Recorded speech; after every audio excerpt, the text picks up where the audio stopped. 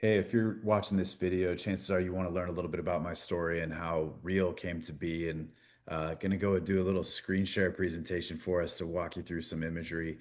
There's more detail available on this if you go to Medium and read my story, but we can scroll all the way back to kind of the beginning. I grew up in Aurora, Colorado. I played baseball. This is my dad, who was a legendary high school baseball coach, teacher, grew up around the game, around learning, around coaching, around how we develop people. Our grandfather actually ran vocational education for the state of Colorado. So the intersection of like how people train and then go on to become professionals in a work-based learning applied context was something thought a lot about, which is relevant to Real and we'll get into. My sister went on to become a glass ceiling breaker, Major League Baseball history maker. She's the first female play-by-play announcer, and so proud of her. She's inspired a generation of female sportscasters and next generation female sportscasters. And the skills that she developed on and off the field as an athlete herself applied directly to her career, applied directly to how she assembles her life as a working mother, as a family member. Incredible skills. In fact, Nick and Adam will get into this a little bit later, but actually interviewed Jenny really recently about the skills of anti-fragility. Um, what happened at the same time growing up in Aurora, Colorado, is that we had a side of our family that went through very difficult times. Vietnam vet came home, and that family was downstream from all the consequences of that war. This is my cousin's daughter. This is Mariah, and she had the same level of talent and access and everything that um, sorry, the same level of talent that Jenny and I possessed, perhaps, but didn't have the same level of access and support. And Mariah went on to a different pathway. She now works on Real Media, and I'm so thankful that we were able to link up later in life. But there's something really important about scaling access and scaling opportunity for people that's embedded in Real, which we'll also get into. So there's young me playing baseball, and I went on to play at Pepperdine University. And what people don't know about my story is that I ended up stopping playing baseball early and much earlier than I should have and could have because of a mental health challenge. And in fact, the mental health challenge was derivative of medication that I took for a positive TB test, which wiped out my gut biome and dysregulated my neurochemistry. I had no idea at the time what mental health even was, what depression was, or why it was that I could no longer get excited about the very game I grew up playing. And so there is a theme when we talk about Gen Z and we talk about how they're doing and not doing and where the world is at today. I wrote a blog post called Flourish Faster, and ultimately we'll see that look at the stats. Gen Z is not flourishing. 41% of them are thriving, according to the Walton Family Foundation. Most of them feel like the work they step into lacks purpose.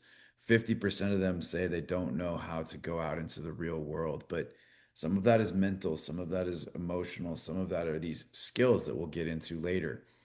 I sharpened my skills as an entrepreneur and went on to create sports business ventures with Alan Rothenberg, the founder of Major League Soccer, at a really young age, and got to work with legends in the sports business, which led to me moving towards acquiring two companies that were in the high school sports space. And again, going full circle to Real, we're starting with athletes and creators, and I have disproportionate networks in the sports content, sports media, sports marketing world, and that is inclusive of Alan's son, Brad Rothenberg, who started Access U, and you'll see Brad here talking about their ability to move their kids who are high school sports athletes, particularly soccer, to get showcased, tutored, career development, college readiness support.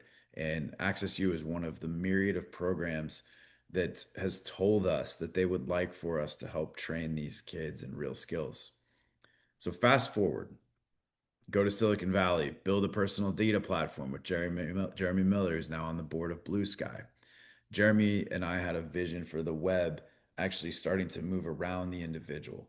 And this is well before AI makes us even more relevant. And the most interesting data for all of us is our inside data. The most interesting pathway to personal and professional development is inside out. We know that because we coach CEOs in these skills. We know that because we coach elite military personnel and performers in these skills. But these are not the skills that kids get when they are in high school. And they're not the kinds of awarenesses that might have even saved my baseball career. They're not the kind of awarenesses that I wish I had had when I began singly. I didn't learn some of these things until I was getting coached by Dave Cashin while building singly, wondering why I hadn't learned these things so long ago. And then I went on to study in what I jokingly refer to as an Eat, Pray, Love chapter after singly to really study psychology. And I actually went through Lyme disease, where I got to learn a lot about my biology and the neurochemistry again.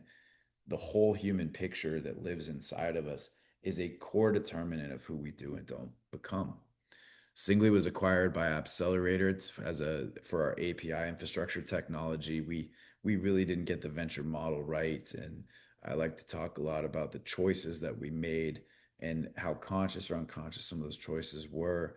The teamwork we could have had if we had known a little bit more about ourselves. Both Jeremy and I are definitely, um, you know, ASD, and there were some communication challenges I don't know that we got right either.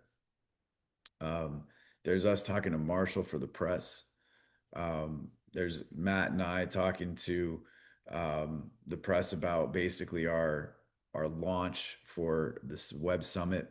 Um, I went on from singly to not only study psychology and biology, but I built JFF Labs at a leading national nonprofit. So, a key innovation hub for how companies like Guild Education or all of these other innovators accessed our higher education workforce systems. We did a combination of insights, mapping the landscapes, incubating new initiatives, and then investing. We acquired a fund that turned into JFF Ventures, and because of that work, I got to then go over to Stand Together and help build movements where musicians in the music industry got behind social change. And now it's expanded to athletes and everybody in the media, entertainment, and cultural apparatus, driving movements like A Million Strong that now has moved 1 million people into addiction recovery through the Phoenix, but also through integrations with media entities driving this change.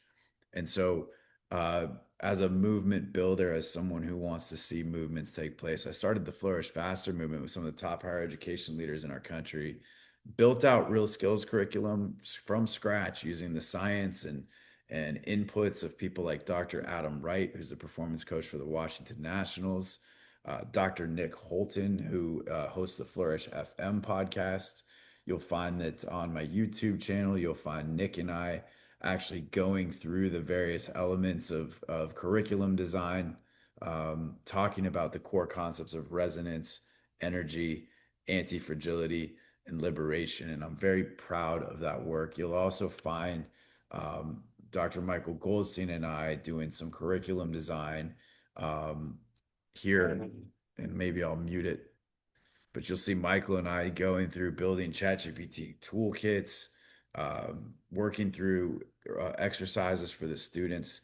All of this now is scaling across the applied learning environments for Benjamin Franklin Technical College. And so that brings us to some of the pilots that we also ran with our partners. So Nick Holton and Adam Wright saw these increases and decreases with their cohort-based learners.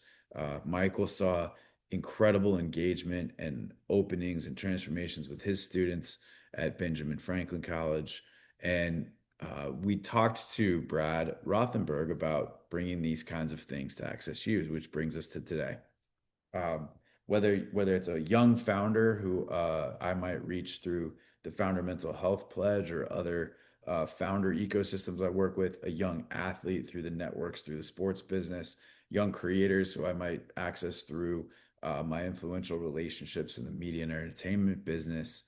The job to be done is build essentially a AI-driven social coach that helps an individual student with personal career development. But why that gets interesting is ultimately you're dealing with a data platform for the life of the individual. And you're back full circle to a vision and a learning set and a set of information, but in an era of AI with a user experience that helps these students flourish and starts to take the analog things that we've learned doing the cohorts in athlete environments at schools and bringing them into a productized form factor distributed at scale.